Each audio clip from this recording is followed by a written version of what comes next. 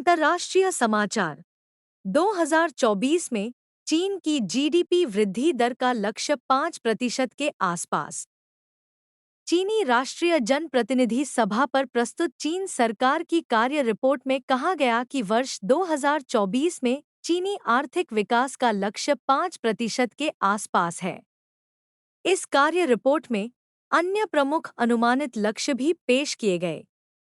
शहरों व कस्बों में नए रोजगार 1 करोड़ 20 लाख से अधिक होंगे, जबकि सर्वेक्षण से प्राप्त बेरोजगार दर 5.5% के आसपास है। उपभोक्ता वस्तु कीमत सीपीआई की वृद्धि दर 3% के आसपास होगी। नागरिकों की आय वृद्धि आर्थिक वृद्धि के बराबर होगी।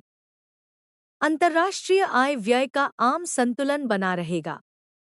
अनाज उत्पादन 6 खरब 50 अरब किलोग्राम होगा। प्रति यूनिट जीडीपी की ऊर्जा खपत 2.5% कम होगी।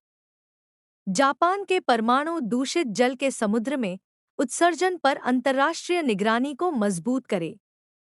अंतर्राष्ट्रीय परमाणु ऊर्जा एजेंसी आईएईए के मार्च का परिषद सम्मेलन वियना अंतर्राष्ट्रीय केंद्र में उद्घाटित हुआ, जिसमें आईएईए स्थित चीनी स्थायी प्रतिनिधि ली सोंग ने भाषण देते हुए जापान द्वारा फुकुशिमा परमाणु ऊर्जा संयंत्र के दूषित पानी के समुद्र में छोड़े जाने के मुद्दे पर चीन का सैद्धांतिक रुख स्पष्ट किया और जापान के प्रति अंतर्राष्ट्रीय निगरानी को मजबूत करने वाले चीन के प्रस्ताव को बल दिया।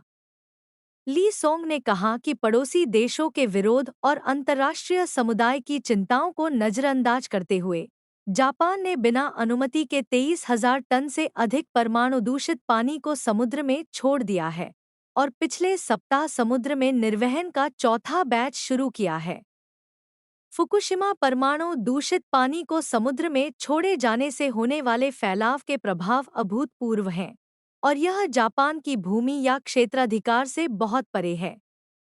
यह किसी भी तरह से ऐसा मामला नहीं है जिसका जापान द्वारा समाधान किया जा सकता है। जापान के परमाणु प्रदूषित पानी को समुद्र में छोड़ने से अंतर्राष्ट्रीय परमाणु सुरक्षा प्रणाली पर गंभीर प्रभाव पड़ा है। भ्रष्टाचार के आरोपों के बीच पेरू के प्रधानमंत्री ने दिया इस्तीफा। पेरू के प्रधानमंत्री अल्बर्टो ओटारोला ने अपने पद से इस्तीफा दे दिया है। दरअसल उन्होंने एक सार्वजनिक कंपनी में एक महिला की अवैध तरीके से नियुक्ति को लेकर सामने आए ऑडियो के बाद यह कदम उठाया है। उन्होंने मंगलवार को पत्रकारों से बातचीत के दौरान कहा, राष्ट्रपति दीना बोलुआर्टे से बातचीत के बाद मैंने प्रधानमंत्री पद से अपना इस्तीफा देने का फैसला किया। उन्होंने कहा कि उनके राजनीतिक विरोधियों की नीचता कभी उनके हौसले को तोड़ नहीं पाएगी। उन्होंने कहा कि उनके इस फैसले के पीछे 2 उद्देश्य हैं। पहला, राष्ट्रपति को मंत्रिस्तरीय कैबिनेट का फिर से गठन करने के लिए दबाव मुक्त करना और दूसरा, उन्हें पहले की तरह काम करते रहने देना। पाकिस्तान में भारी बारिश से 29 की मौत, 50 घायल।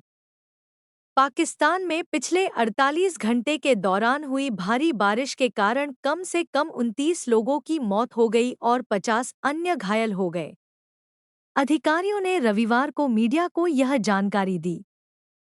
समाचार एजेंसी शिन्हुआ की रिपोर्ट के अनुसार अधिकारियों ने कहा कि बारिश के कारण कई घर ढह गए और भूस्खलन से सड़कें अवरुद्ध हो गईं, खासकर उत्तर पश्चिम खैबर पख्तूनख्वा केपी प्रांत में।